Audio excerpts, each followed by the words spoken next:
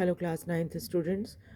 चलिए आज हम लोग चैप्टर 6 माय चाइल्डहुड को पढ़ते हैं। और जैसा कि आपको पता ही है, ये चैप्टर जो है वो डॉक्टर APJ अब्दुल कलाम की लाइफ से जुड़ा हुआ है ना। उन्होंने अपनी जो ऑटोबायोग्राफी लिखी थी, विंग्स ऑफ फायर, उसमें वो अपने बचपन के बारे में बताते हैं और उसी का थोड़ा सा हिस्सा आपको यहाँ चैप्टर में पढ़ना है। चलिए देखते हैं क्या क्या बातें हैं। उनकी लाइफ बहुत इंस्पायरिंग है। उनकी लाइफ जो है वो बायोग्राफी आप उनकी पढ़ेंगे तो आपको पता चलेगा कि काफ़ी स्ट्रगल के बाद वो कहाँ से कहाँ तक पहुँच गए। ठीक है, तो हमेशा मेहनत करना चाहिए, मेहनत से पीछे नहीं हटना चाहिए। ये उनकी लाइफ से आपको सबसे बड़ा सबक मिलेगा उनके बारे में जब आप पढ़ेंगे तो। चलिए देखते हैं क्या क्या बातें वो बताते हैं अपने बचपन के बारे में। I was born in a middle class Tamil family in island town of Rameswaram in the erst while Madras state. और इनका जन्म जो है एक मध्यम वर्गीय तमिल फैमिली में हुआ था, जो कि रामेश्वरम में रहता था। रामेश्वरम एक आइलैंड टाउन है जो कि पहले जो मद्रास स्टेट था उसमें हुआ करता था, है ना। अर्स्ट वाइल मतलब यहाँ मीनिंग भी दी हुई है फॉर्मर, है ना, farmer state. My father Zainul Abidin has had neither much formal education nor much wealth.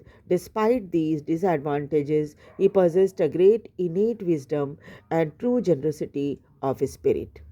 इनके पिता जैनुल अबिदीन जो थे वो बहुत ज़्यादा पढ़े लिखे हुए नहीं थे। फॉर्मल एजुकेशन जो होता है, स्कूल जाके एजुकेशन जो मिलता है, वो उनको नहीं मिला था और न ही उनके पास बहुत ज़्यादा धन संपत्ति थी।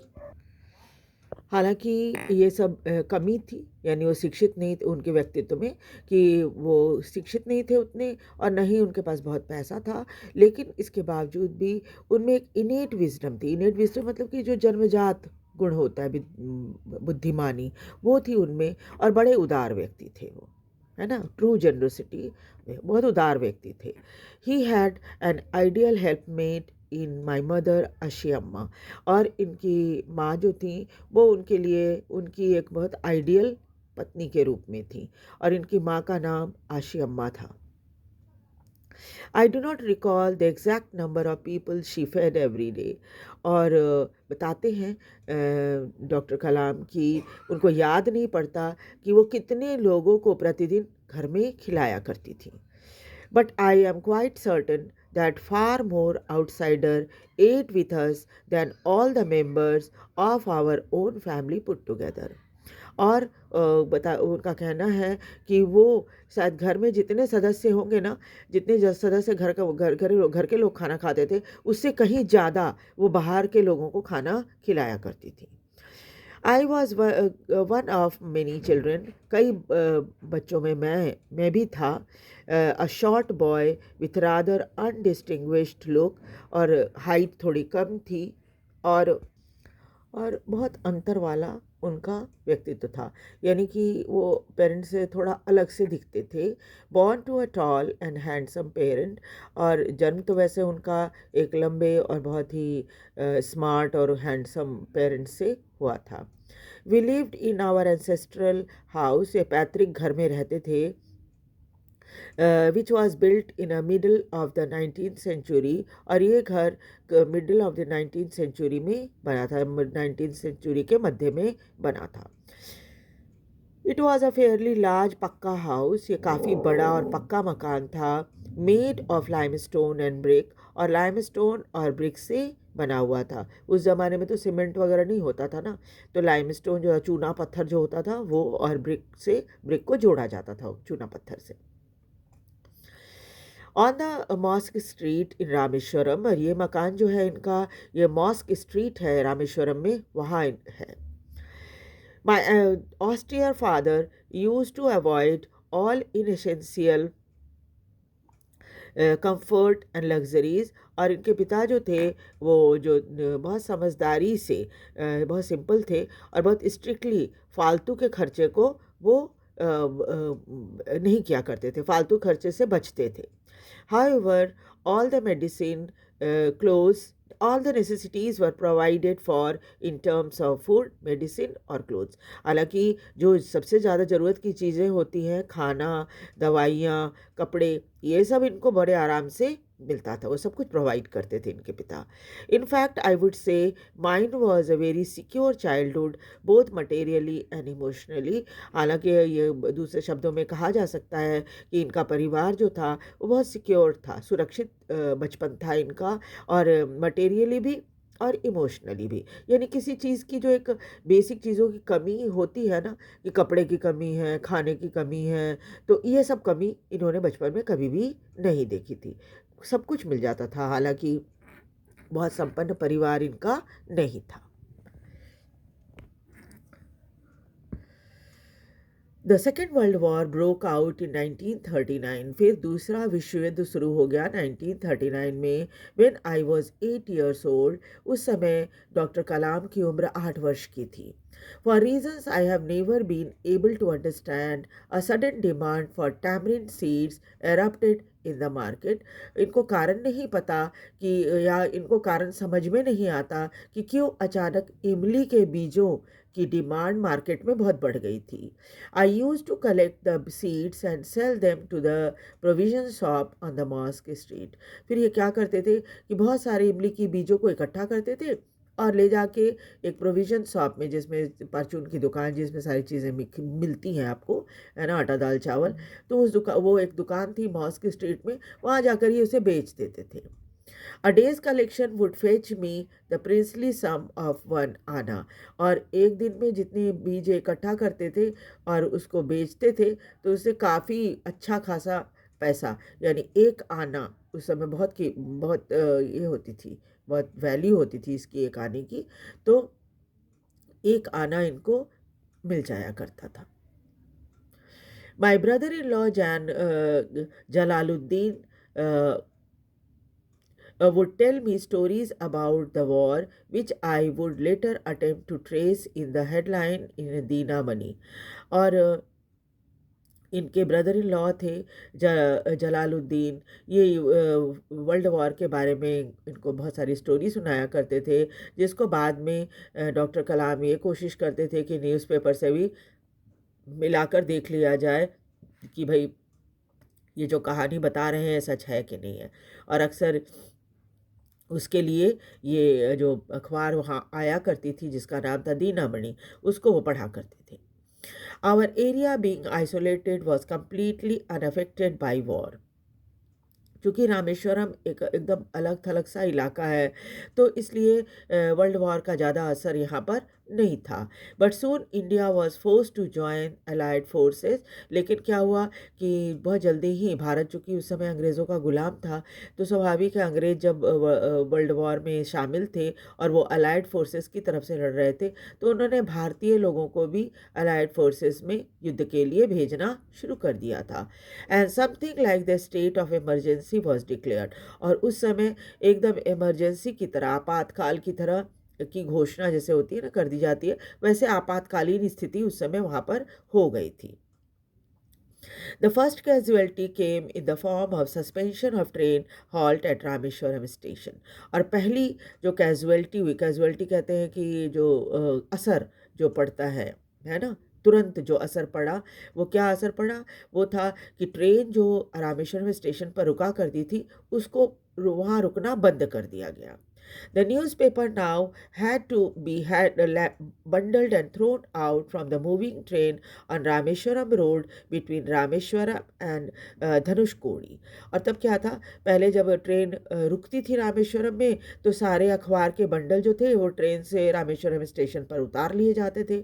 लेकिन जब वर्ल्ड वॉर शुरू हुआ और रामेश्वरम में ट्रेन रुकनी बंद हो गई रामेश्वरम स्टेशन पे, तो क्या हुआ कि रामेश्वरम रोड और रामेश्वरम और धनुषकोडी के बीच में एक जगह सड़क था जिसका नाम था रामेश्वरम रोड. वहाँ पर अखबार चलती ट्रेन से बंडल अखबार के फेंक दिए जाते थे. है ना? और फिर वहाँ से जो अखबार वाले होते थे, वो सारे बंडल को इकट्ठा कर लेते थे। That forced my cousin Shamsuddin, who distributed newspaper in Rameswaram, to look for the helping hand to catch the bundle, and as if for naturally I filled the slot. और तब क्या, इनके कज़न थे जो अखबार का काम करते थे, अखबार सप्लाई करने का काम करते थे। उनका नाम था शमसुद्दीन। तो उनका था कि भई कुछ लोग चाहिए ऐसे कि जब ट्रेन से न्यूज़पेपर के बंडल फेंके जाएँ तो वो उसको तुरंत इकट्ठा कर लें, है ना? तो इसलिए क्या हुआ कि जब ऐसे लोग उन्होंने शमसुद्दीन, इनके कज़न ने ढूँढना शुरू किया, तो उनकी नज़र जो है वो डॉक्टर कलाम के ऊपर पड़ी, और तब उन्होंने कहा कि भई तुम ये काम करो, और तब उन्होंने ये काम करना शुरू किया। Shamsuddin help me earn my first wages, और इस तरह से अपने कज़न शमसुद्दीन के साथ काम करके पहला जो उनको तनख्वाह मिलता है वो हुआ था, दिहाड़ी या तनख्वाह जो भी कहिए, वो उनको पहला मिला था। Half a century later, I can still feel the surge of pride in earning my own money for the first time. और अब जबकि आधा सेंचुरी यानी लगभग 50 साल गुजर चुका है, और तब मैं फील कर सकता हूँ उस पैसे को जो पहली बार मुझे मेरी कमाई के, जो मेहनत की कमाई जो थी इनकी, वो पहली बार जब इनके हाथ में वो पैसा आया था, तो जो गर्व इनको महसूस हुआ था उसको आज भी ये महसूस कर सकते हैं। Every child is born with some inherited characteristic into a specific socio-economic and emotional environment and trained in certain way by figure of authority. हर बच्चा जो होता है वो एक ख़ास तरह के कैरेक्टरिस्टिक को इनहेरिट करता है अपने पेरेंट्स से, और कुछ इसकी कुछ तो ऐसी होती है ना कि हालात उसको वैसा बनाते हैं, जैसे सोशियो इकोनॉमिक कंडीशन होती है, थोड़ा इमोशनल एनवायरनमेंट होता है, वो सब सब मिलकर एक व्यक्तित्व को बनाने में मदद करते हैं, और एक ख़ास तरीके से एक ट्रेन ट्रेन किया जाता है उसको, है ना? आई inherited honesty and self discipline from my father, और इस तरह से क्या है, ये सब गुण जो इनको है, ईमानदारी की, सेल्फ डिसिप्लिन की, ये इन्होंने अपने पिता से सीखी थी। And from my mother, I inherited faith in goodness and deep kindness, and so did my three brothers and sisters. और अपनी माँ से इन्होंने सीखा था क्या, कि अच्छाई पर विश्वास रखो, है ना? और बहुत दयालु रहो, है ना? और साथ ही साथ क्या है, इनके अलावा इनके 3 भाई और बहनें जो थी, उनमें भी ये सब गुण पाए जाते थे। I had 3 close friends in my childhood. बचपन में इनके 3 बड़े करीबी दोस्त थे, और एक का नाम था रामानंद शास्त्री, दूसरे का नाम था अरविंदन, और तीसरे का नाम था शिव प्रकाशन। ये तीनों इनके क्लोज फ्रेंड थे।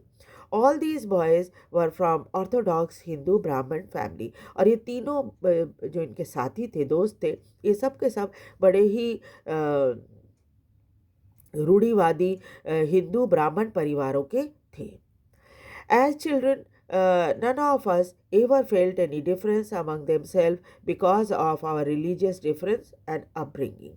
Because हाँ, our religious differences and bringing, और जब ये बच्चे थे तो इन सब में से किसी ने भी ये कभी भी महसूस नहीं किया कि ये अलग अलग धर्मों को मानने वाले हैं, और इनकी जो पालन पोषण हुआ है वो बिल्कुल अलग अलग माहौल में हुआ है। In fact, Ramananda Shastri was the son of Pakshi Lakshmana Shastri, the high priest of the Rameshwaram temple। और सच्चाई तो ये है कि रामानंद शास्त्री जो थे वो पाक्षी लक्ष्मण शास्त्री के बेटे थे, जो मुख्य पुजारी थे रामेश्वरम मंदिर के। फिर भी कोई ऐसा भेदभाव नहीं था, धार्मिक भेदभाव बच्चों में बिल्कुल नहीं था।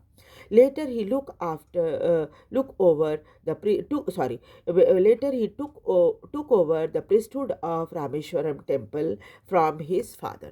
और बाद में जो रामानंद शास्त्री, इनके दोस्त जो थे, वो अपने पिता के बाद मुख्य पृष्ठ के रूप में रामेश्वरम मंदिर में उन्होंने एक पुजारी के रूप में काम करना शुरू किया। यानी अपने पिता की तरह रामानंद शास्त्री भी जो है मंदिर के पुजारी बने। दूसरा दोस्त जो था इनका नाम था Aravindan went into the business of arranging transport for visiting Pilgrim. और अरविंदन जो थे वो बाद में ट्रांसपोर्ट बिजनेस में लग गए, जिसमें क्या होता था, जो तीर्थ यात्रा पे लोग आते थे उनको उनके लिए ट्रांसपोर्ट का इंतज़ाम करना। एंड शिव प्रकाशन became a catering contractor for the southern railway. और शिव प्रकाशन जो हैं वो कैटरिंग कॉन्ट्रैक्टर सदर्न रेलवे में बने। आपने देखा होगा ना कि जब आप ट्रेन में सफ़र करते हो तो आप ऑर्डर करते, अगर आपने टिकट लिया है और उसमें खाने का भी ऑर्डर आपने कर रखा है, तो आपको ट्रेन में जहाँ पर आप जिस भी ट्रेन से आप सफ़र कर रहे हो तो वहाँ पर आपको खाना आपके बर्थ पे मिल जाएगा। ठीक है, तो इस तरह का काम वो कैटरिंग कॉन्ट्रैक्टर का काम सदर्न रेलवे में करते थे।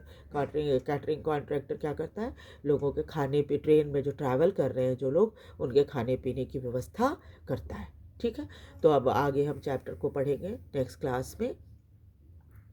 चैप्टर को समझ में आ रहा होगा आपको, जहाँ तक मुझे पूरा विश्वास है।